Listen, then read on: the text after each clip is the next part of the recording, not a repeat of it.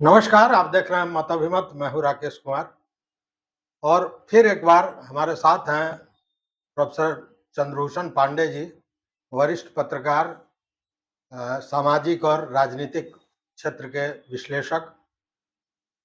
कल हम लोगों ने एक वीडियो किया था और वो वीडियो था उसी चिंता पर, मतलब उसी चिंता का चिंतन कि आखिर प्रथम चरण का जो चुनाव हुआ है लोकसभा का 19 तारीख को, उसमें वोट परसेंटेज इतना कम क्यों हुआ और उस पर जिन जिन चीज़ों पर सर ने बताया, जो चर्चा की थी, वह सारी चीज़ें सामने आ गई। हालांकि इसको लेकर तमाम तरह के विश्लेषण किए जा रहे थे, लेकिन जिन तीन चार चीज़ों का इन्होंने जिक्र किया था, उन सारे चीज़ों पर बात हुई, चर्चा हुई थी और उसी पर चुनाव आयोग ने संज्ञान लेते हुए सारे लोगों को, जो जिला पदाधिकारी हैं, उनको व्यवस्था करने के लिए कहा है। तो फिर इसी पर हम बात करते हैं कि सर, सबसे पहले तो आपका स्वागत।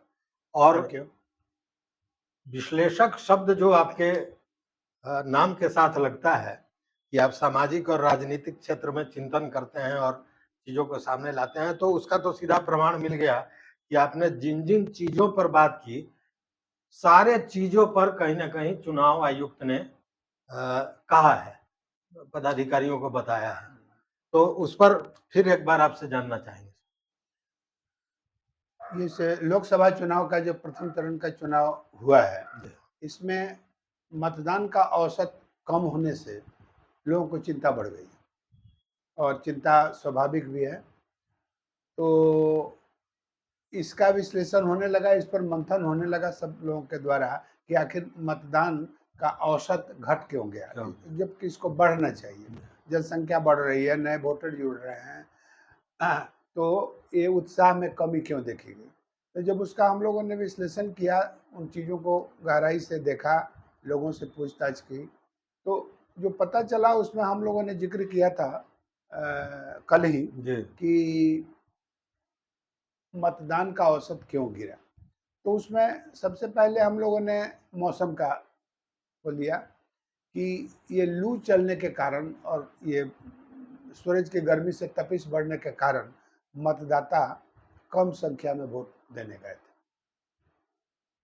तो इस बात का हम लोगों ने जिक्र किया, मतदाताओं से पूछा भी, तो लगा यह कि मतदान केंद्रों पर, यानी जो भवन होते हैं, मतदान केंद्र जहां बनता है, उसमें तो खड़ा होने की जगह होती नहीं है। बाहर लोग लाइन लगा के खड़े होते हैं खुले आसमान के नीचे।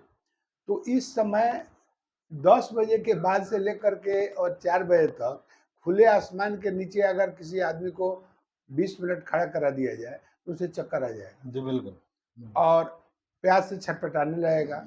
तो उसमें सभी उम्र के लोग इसको बर्दाश्त नहीं कर सकते हैं और जहाँ पर कम से कम आधा घंटा 1 घंटा लगता हो तो वो तो बड़ा असहनीय है और लोग जो है सो वोट देने के बदले लौट के घर चले जाते हैं।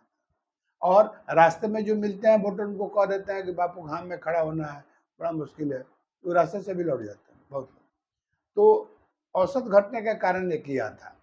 दूसरे हम लोगों ने चर्चा की कि पेयजल उपलब्ध कराने के लिए जो इलेक्शन कमीशन ने कहा था, सभी पदाधिकारियों को आदेशित किया था कि मतदान केंद्रों पर बढ़िया पेयजल की व्यवस्था होनी चाहिए ताकि गर्मी में प्यास लगने पर बच्चे, बूढ़े, औरत, मर्द लोग पानी पी सकें और पानी की सहज उपलब्धता हो सके। इसको करना ही करना है। तो मतदान केंद्रों पर जहाँ जहाँ चुनाव हुए वहाँ पर ज़्यादा जगह यही मामला आया कि वहाँ पर पेयजल की व्यवस्था नहीं थी, समुचित नहीं थी और यह एक बहुत बड़ा कारण बना। तीसरा जो हम लोगों ने अपने वीडियो में बताया था कि जहाँ इन सब चीज़ों को, मतदाताओं को सुख सुविधा मतदान कार्य संपन्न कराने तक देने की आवश्यकता होती थी और जिसका वो दावा करते हैं कि हम ऐसे ऐसे सजा करके रखते हैं, सब बना करके रखते हैं कि कोई सहज ढंग से वोट दे के घर जाए, तो उसमें यह उसकी सुरक्षा के लिए भी पुलिस बल वहाँ रहता है। एक सुविधा प्रदान करना और दूसरा सुरक्षा करना, पुलिस एडमिनिस्ट्रेशन दोनों, यह दो काम उनके जिम्मे होता है। तो वे लोग सुविधा देने में कम और सुरक्षा मतलब कि कोई आदमी इधर नहीं आवे, कोई सवारी इधर नहीं आवे। तो जो लोग अपने सवारी से आते हैं या इधर उधर गाड़ी खड़ा करते हैं, तो उन लोगों के साथ जो है सो ये लोग बहुत बुरी हरकत करते हैं, उनको बेइज्जत करते हैं, वो समझिए कि अपमानित करते हैं, यहाँ से गाड़ी हटाओ, वहाँ से गाड़ी हटाओ, लाठी भाजने लगेंगे। इस एक्ट को देख करके पुलिस एडमिनिस्ट्रेशन का लोग बिदक जा रहे हैं। सर गर्मी में मान लीजिए कहीं कोई स्कूल है, उसके गेट पर एक बड़ा पौधा है, तो सब कोई चाहता है कि वहीं सिमट कर रहें हाँ उस ठंडा में, हाँ, और वहाँ पे फिर लाठी भांजना शुरू कर देता है। वही अच्छा गाड़ी भी खड़ा कराना है तो इस स्कॉचिंग सनलाइट में गाड़ी खड़ा करेगी, आग लग जाएगा। तो वो कहीं ना कहीं ठंडे में देख करके गाछ के नीचे अपना ये लोग गाड़ी वाड़ी मोटरसाइकिल स्कूटर जो भी है उसको लोग खड़ा करना चाहते हैं, तो नहीं इधर चल रहा उधर रिया लाठी भाजना शुरू कर देते हैं, तो उससे भी लोग बिदक जाते हैं।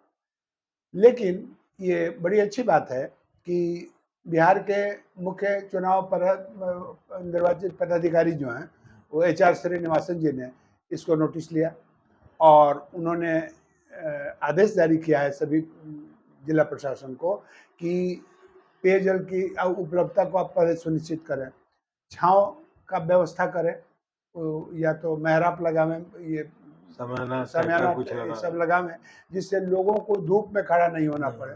और पुलिस जो डंडा उंडा लेकर के जो भांजना शुरू करती है वो सब हरकत बंद कीजिए, लोगों को सुख सुविधा दीजिए। जो वोटर आ रहे हैं वो देखने से आपको लगेंगे जो उत्पाती हैं कि वोट देने आए हैं, तो वैसे लोगों को जो वोटर आते हैं उनको जो है सहूलियत दे करके अपने यहाँ का ले करके वोट गिरवाइए। वोट गिरवाना हम लोग का उद्देश्य है, और ना कि उनको अपमानित कर देना, उनको खदेड़ देना, ऐसा काम आप लोग न कीजिए। इससे वोट पर जो है बहुत प्रतिकूल असर पड़ रहा है। तो यह बात जान करके काफ़ी प्रसन्नता हुई कि चुनाव आयोग के पदाधिकारी इस बहुत संवेदनशील हैं और इन बातों पर उन्होंने गौर किया है और ये स्वागत जो उनके लिए तो सर चुनौती भी न था। उनके लिए तो चुनौती भी है कि हर बार से कम पड़ता जा रहा है, मतदान का रेशियो घटता जा रहा है, तो ये तो चुनौती का। जबकि पूरी जागरूकता, कल जब बात हो रही थी तो आप और हम हंस भी रहे थे कि 70 वर्ष के बाद भी मतदान के लिए जागरूक करने की जरूरत पड़ रही है, अपने अपने हास्यास्पद है कहीं ना कहीं। बिल्कुल। अच्छा, लोग में ऐसा नहीं कि उत्साह नहीं रहता है, उत्साह रहता है, ये हम लोग देखे हुए हैं। बाहर बाहर से लोग आते थे केवल चुनाव, जैसे होली दिवाली में लोग घर आते हैं उस तरह वोट देने आते थे। लेकिन इन्हीं सब परिस्थितियों के कारण लोग उदासीन होते जा रहे हैं। तो चुनाव आयोग ने जो ये संज्ञान लिया है निश्चित रूप से स्वागत योग्य है। और हम लोग भी अपने वीडियो के माध्यम से यही सलाह देंगे, आपको निवेदन करेंगे कि अपने मत का अधिकार जरूर उसका जो है उसका प्रयोग करें, जरूर प्रयोग करें। उसमें हिचके नहीं, आलस नहीं करें, अपना वोट जाकर के जरूर दें। लेकिन प्रशासन को भी, जैसे जितनी कड़ी धूप है, अब ये 2-3 महीने तक धूप चलेगी और इलेक्शन भी चलेगा, तो अब इन लोगों ने जैसे 144 धारा लागू कर दिया है, ठीक है, लेकिन अब बूथ के अगल बगल में गाछ के नीचे अगर लोग जमा है, 5 नहीं 50 जमा है, तो कोई हमला करने के लिए तो जमा नहीं है। वो तो एक दृश्य से कोई पदाधिकारी देखेगा तो उसको पता चल जाएगा ये उपद्रव करने वाले हैं, ये छांव में अपना जो है सो। सर उपद्रव की घटना होती ही नहीं है। अब तो वोट पर कोई छापने का है नहीं। अब कहीं सुनते हैं हम लोग कि फलाने दलित बस्ती को घेर लिया गया, तो अल्पसंख्यक को घेर लिया गया, ये सब कहानी पुरानी हो गई, इतिहास हो गया। हाँ, अब वो सब बात नहीं है। तो लोग आते हैं, छांव में खड़ा हो जाते हैं, तो आप कहिएगा ये लाठीचार्ज कर दो, इनको खदेड़ दो, यहाँ से ये 5 आदमी से ज्यादा नहीं जमा, तो ये सब अव्यवहारिक है। पदाधिकारी को समय देख करके, लोगों के भाव भंगिमा को देख करके वो पता चल जाता है कि ये किस काम के लिए खड़े हैं। बिल्कुल। तो ऐसे लोगों को छांव से भगाना नहीं चाहिए। नहीं इस तरह का करने पर वो वोट देने जाएंगे नहीं। तो ज़्यादा से ज़्यादा लोग मतदान करें, मतदान में हिस्सा लें, ये इसमें सबको की यही राय है, सबको यही चाह रहे हैं। सरकार भी कोशिश कर रही है, जनता के प्रबुद्ध लोग भी कोशिश कर रहे हैं, एक दूसरे को समझा भी रहे हैं कि आप अपना वोट जरूर दीजिए, अपना प्रतिनिधि चुनिए। तो इसमें कमी नहीं होना चाहिए और बढ़ चढ़ करके हिस्सा लेना चाहिए। अब पदाधिकारियों को सूझबूझ से काम लेनी चाहिए। कानून का सिर्फ पालन करा देने से नहीं होगा, कुछ नहीं होगा। अपनी सोच समझ से जो हाँ, कानून भी तो व्यवहारिकता को देख के ही होता है, उसको किया जाता इम्प्लीमेंट किया जाता है। है। तो ये सारी चीज़ें तो सच हो गई जो इन्होंने कहा। स्वाभाविक है, सच था, उसको देखने की, समझने की ज़रूरत थी, जो देख समझ कर आज अखबारों में भी ये प्रमुखता से सारे अखबारों में आ सारे गया है, अखबारों में आया सारे है। अखबारों में आया है, वही चीज़ जो आपने कही थी। हाँ। लेकिन इसमें हम एक और चीज़ ऐड करेंगे कि आपने बड़ी सूक्ष्मता से जो सामाजिक कारण हैं, उनका भी पूरा उल्लेख किया था। और इसको लेकर कई लोगों से हमारी बात हुई है, चाहे वीडियो में हमारे कई लोगों ने बताया भी है कि बहुत माने बेहतरीन विश्लेषण है और वो कारण है। तो ये तो कारण व्यवस्था की थी जिसको चुनाव आयोग ने देखा, लेकिन उन कारणों पर भी ध्यान देना चाहिए क्योंकि वो दूरगामी उसका असर होने वाला है। देखिए, आपको बिहार में समाचार आया कि गया में 190 संख्या बूथ पर जो मतदान कर्मी थे, उन लोगों ने क्या किया कि लंच ब्रेक कर दिया, है ना? 1 बजे लंच ब्रेक कर दिया। तो ये तो कानून सम्मत चीज़ नहीं है। फिर भी उन लोगों का कहना था कि वो ऐसे जगह पर वो बूथ था कि वो लोग सुबह 5 बजे वहाँ गए थे। अब पीने के लिए पानी तक वहाँ नहीं था। बताइए। अब 5 बजे से वो लोग वहाँ बैठे हुए हैं, अब वोट करा रहे हैं, 1 बज गया, तो कम से कम पानी पीने के लिए भी वहाँ से दूर जाना पड़ता था। अब कुछ खाए भी नहीं थे। तो यह प्रबंध तो प्रशासन को कराना चाहिए। बिल्कुल, बिल्कुल। उनके भोजन की व्यवस्था अगल-बगल से मँगवाने का काम, एक-एक आदमी को अलग से खाना खिलाने का काम, यह तो प्रशासन को करना चाहिए था। जी, बिल्कुल। तो इससे हुआ कि बहुत डिस्टर्ब हो गया। नहीं, और एक जगह और जैसे गया में वो सीडीपीओ का उनका है, हाँ, तो वो बता रहे थे कि यहाँ के ही 2-3 सिपाही हैं जो वहाँ पे उनकी ड्यूटी थी। अच्छा।